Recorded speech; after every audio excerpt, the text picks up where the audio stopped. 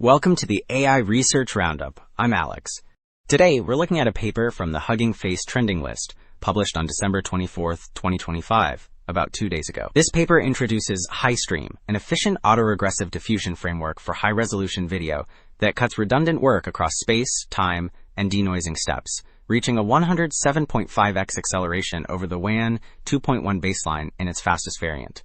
The paper is titled HiStream, Efficient High-Resolution Video Generation via Redundancy-Eliminated Streaming. Okay, and as we go on, the way it keeps quality nearly intact while speeding up generation is the really interesting part.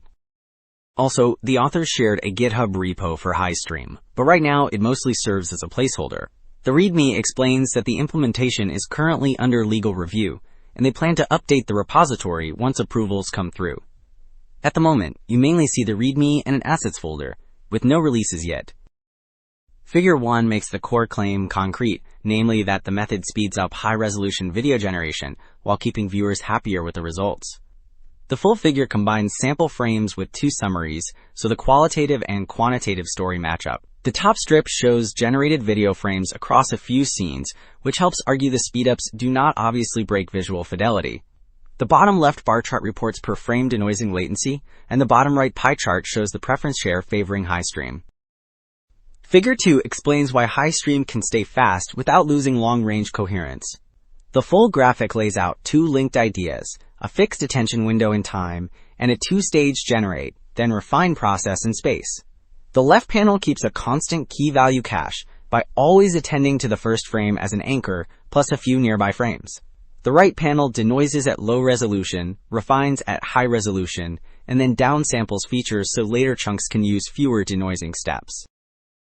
Table 1 shows that the speed gains are not coming at the expense of benchmark quality, which is the key promise for high-resolution video generation.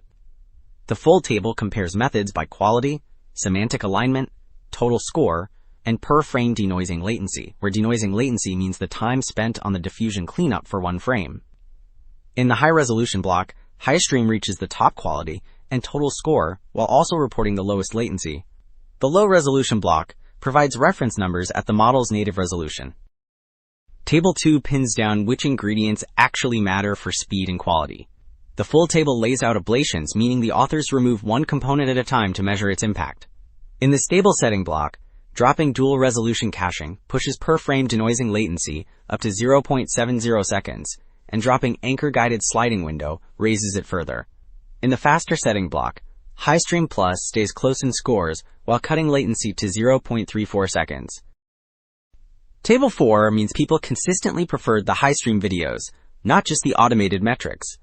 The full table reports a user study, where participants pick the single best method for each prompt, so the percentages are vote shares.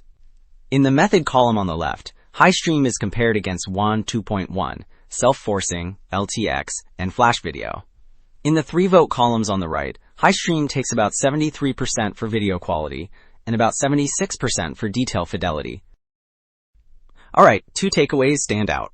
HiStream makes 1080p video diffusion practical by cutting redundancy in space and time with smart caching, and HiStream Plus pushes speed even further by shrinking denoising steps for later chunks.